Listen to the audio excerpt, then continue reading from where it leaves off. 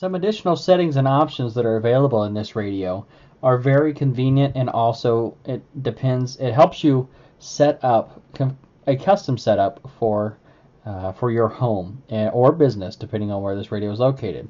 To access these additional options, press the menu key. First, we've already set the time, so we can move on past it. We've set the alarm. Well, actually, let me rephrase that. The alarm itself is actually like an alarm clock. We don't need to worry about that. Language, in case you messed it up or you decide that you've decided to challenge yourself in languages. Location, if you decide to add more or change how it is set up. And then alert type. Here is the first setting we want to choose. Alert type, there are three options: voice, display, and tone. The option default is voice. This is the preferred option. This, when the radio goes off, when the alert radio goes off, the alert tones out, and then you hear the audio from the National Weather Service. Tone just simply plays a tone and shows you what it is. That's it. No audio. And the display does not alert at all. It simply shows on the display.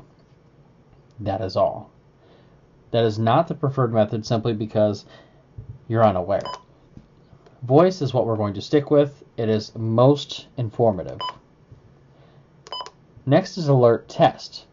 This is a good tool to allow you to figure out whether or not this radio is placed in a good location in your home.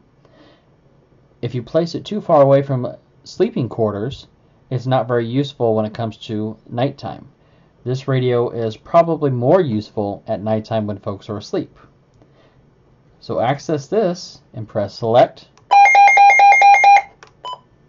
and that allows you to hear exactly how loud that radio is. Let's go back into the menu. You can silence with this button, by the way, like I accidentally did. You can also reset channel if you decide maybe it's not working well, or if you've moved and it's just not quite like it was before. And then the backlight settings. That's simply allowing you. Normal is the default option, just simply because it takes less power, for one, and it also takes less wear on the backlight. Leaving it off is not exactly the best idea, because then in dark situations you'll never see the screen. And leaving it on constantly, well, it puts more life and it lasts a little less time. So it's best to leave that alone. And then, of course, if you don't like the button beeps, you can just shut them off. The very last setting is events. This is a crucial setting. This is essentially what you get alerted about. Let's go ahead and enter this menu. All is the default, and that also is conveniently what it says. The default all is all of the essential alerts, but not absolutely everything. There is the option for you to edit your events, which we don't really recommend.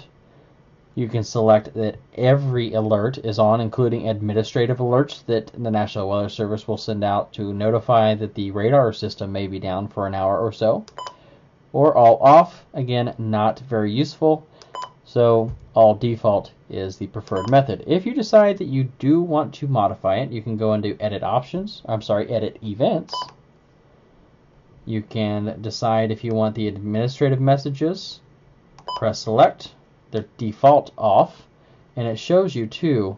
It shows the light blinking. The camera doesn't show it very well. They're by default off. We can back out by hitting menu.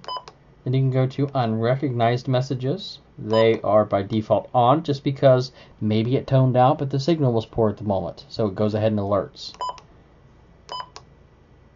Unrecognized statements as well, same thing. They by default are on, just because maybe the radio didn't understand it entirely. Unrecognized emergency, same thing. And then the unrecognized watch, and then you have winter storm. See, it shows the light. You can't see it some. The winter storm warning, by default on or off, and so on. You go through and select every option.